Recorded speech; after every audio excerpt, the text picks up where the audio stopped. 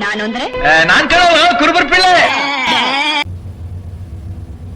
ನಮಸ್ಕಾರ ಎಲ್ಲರಿಗೂ, ಕುರುಬಾಸ್ ಕಿಚನ್ಗೆ ನಿಮಗೆಲ್ಲ ಸ್ವಾಗತ. ಇವತ್ತು ನಾನು ಸೋಯಾ ಕ್ರಮ್ಸಲ್ಲಿ ಯಾವ ಥರ ಕರಿ ಮಾಡೋದು ಅನ್ನೋದನ್ನು ನಿಮ್ಗೆ ತೋರಿಸ್ಕೊಡ್ತೀನಿ ನೋಡಿ. ಅದಕ್ಕೆ ಬೇಕಾಗಿರೋ ಸಾಮಗ್ರಿ: ಸೋಯಾ ಕ್ರಮ್ಸ್ 1 ಬೌಲು, ಕಡಲೆಕಾಯಿ ಬೀಜ, ಧನಿಯಾ ಪುಡಿ, ಮೆಣಸಿನ ಪುಡಿ, ಜೀರಿಗೆ ಪುಡಿ 1 ಚಮಚ, ಇಲ್ಲಿ ರೆಡ್ ಚಿಲ್ಲಿ ಪೌಡ್ರು ಮತ್ತು ಹಳದಿ ಪೌಡ್ರು ಮತ್ತು ಖಾರ ಪೌಡ್ರು 2-3 ಮಿಕ್ಸ್ ಮಾಡ್ಕೊಂಡಿದ್ದೀನಿ. ಸ್ವಲ್ಪ ಹಾಕಿಟ್ಕೊಂಡಿದ್ದೀನಿ. ಇದೆಲ್ಲ ನಾವು ಮನೇಲೇ ಮಾಡಿ ಇಟ್ಕೊಂಡಿರೋವಂಥದ್ದು. 4 ಟೊಮೊಟೊನ ಕ್ಯೂರಿ ಮಾಡಿ ಇಟ್ಕೊಂಡಿದ್ದೀನಿ. ಇಲ್ಲಿ ಚಕ್ಕೆ, ಲವಂಗ, ಏಲಕ್ಕಿ ನೆನೆಸಿಟ್ಕೊಂಡಿದ್ದೀನಿ. ಮಾಡೋಕ್ಕೆ ಈರುಳ್ಳಿ, ಹಸಿರು ಮೆಣಸಿನ್ಕಾಯಿ ಮತ್ತು ಶುಂಠಿ ಬೆಳ್ಳುಳ್ಳಿ ಪೇಸ್ಟು, ಕೊತ್ತಂಬರಿ ಸೊಪ್ಪು ಎಲ್ಲ ರೆಡಿ ಇಟ್ಕೊಂಡಿದ್ದೀನಿ. ಬನ್ನಿ ಮಾಡೋಣ. ನೋಡಿ, 4 ಸ್ಪೂನ್ ಎಣ್ಣೆ ಹಾಕೋತಾ ಇದ್ದೀನಿ.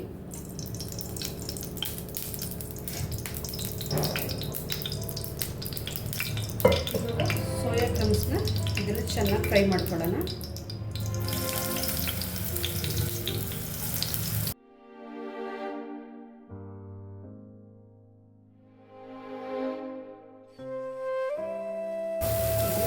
ಎಲ್ಲ ಫ್ರೈ ಆಗಿದೆ. ಇದನ್ನ ಇವಾಗ ಒಂದು ಪಾತ್ರೆಗೆ ತೆಗೆದಿಟ್ಕೊಳ್ಳೋಣ.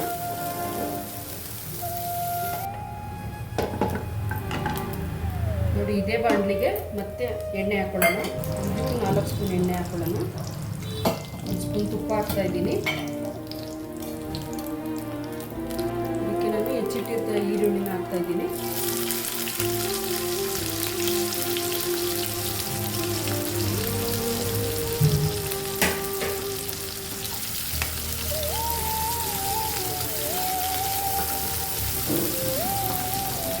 ಇದಕ್ಕೆ ನೆನೆಸಿರುವಂಥ ಚಕ್ಕೆ, ಲವಂಗ, ಏಲಕ್ಕಿ ಹಾಕ್ತಾ ಇದ್ದೀನಿ.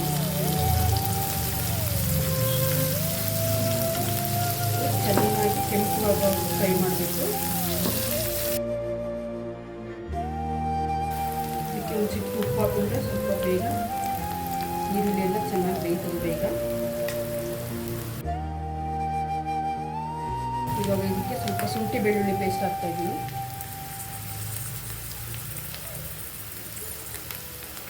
ಸ್ವಲ್ಪ ಕೊತ್ತಂಬರಿ ಹಾಕ್ತಾ ಇದ್ದೀನಿ.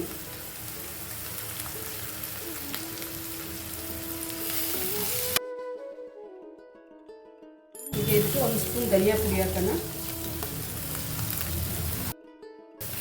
1 ಸ್ಪೂನ್ ಪೆಪ್ಪರ್ ಪೌಡರ್ ಹಾಕೋಣ.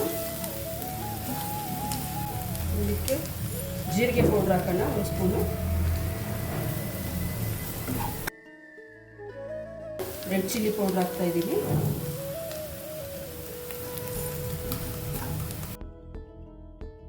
ಇದಕ್ಕೆ ಮಾಡಿಟ್ಟಿದ್ವಲ್ಲ ಟೊಮೆಟೊ ಕ್ಯೂರಿ ಹಾಕೋಣ.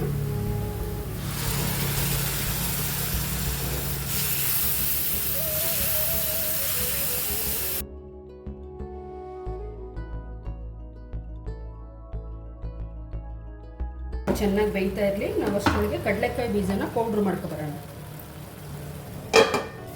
ನೋಡಿ, ಎಲ್ಲ ಎಣ್ಣೆ ಚೆನ್ನಾಗಿ ಇಟ್ಕೊಂಡಿದೆ.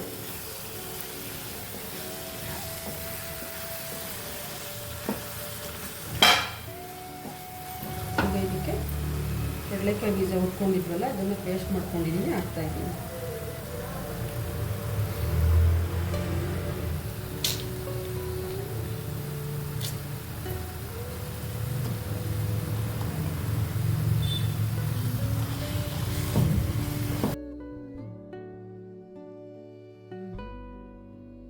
ಇದಕ್ಕೆ ಸೋಯಾ ಕ್ರಮ್ಸ್ ಸೇರಿಸೋಣ.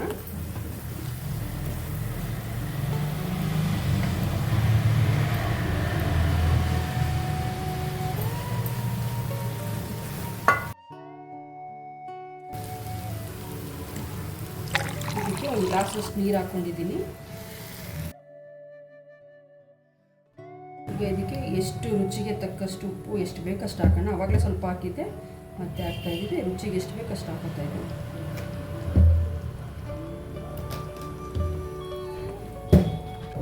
10 ನಿಮಿಷ ಆದಮೇಲೆ ನಿಮಗೆ ತೋರಿಸ್ತೀನಿ.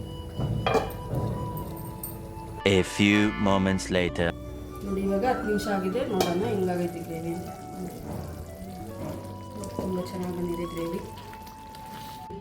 ಜೀರಾ ರೈಸ್ ಜೊತೆ ಸೋಯಾ ಕರಿ ರೆಡಿಯಾಗಿದೆ. ಇವಾಗ ತಿನ್ನೋ ಕೊಡ್ತಾ ಇದ್ದೀನಿ ನಮ್ಮ ಯಜಮಾನರಿಗೆ. ನೋಡಿ, ಟೇಸ್ಟ್ ನೋಡ್ತಾ ಹೇಳ್ರಿ. ಓಕೆ.